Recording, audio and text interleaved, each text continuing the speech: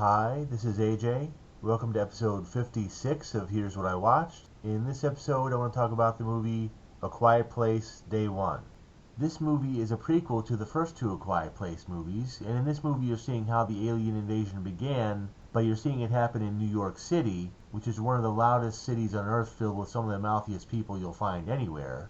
And of course the aliens attack anything that makes the slightest noise, so it was an interesting idea for a movie.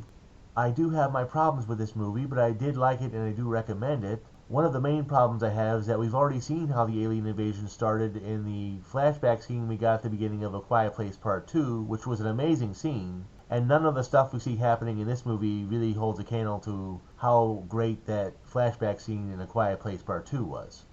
The main character of the movie is a terminally ill woman who's trying to make it to a very specific pizza place somewhere in Harlem for nostalgic reasons, but it's very clear that there are no pizzerias open anywhere in Manhattan, so I'm not sure what the plan was exactly.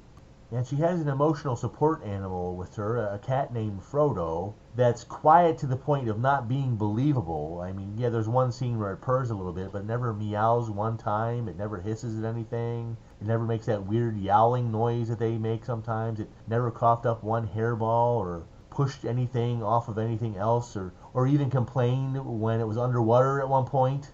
It did bump into something at one point, which almost got everyone killed, but other than that, it didn't really make any noise in the whole movie, which is not how cats work. And you can tell me it's a service animal all you want. That's still not how cats work. I'm sorry. And there were a few schmaltzy moments in the movie that mostly worked for me, but your miles might vary on that. And I did find the ending of A Quiet Place Day One to be fairly satisfying, although not nearly as satisfying as the ending of the first two movies. I did like this movie, and I do recommend it, but be ready to not like it as much as you liked the first two movies, because it's not put together quite as well as they were.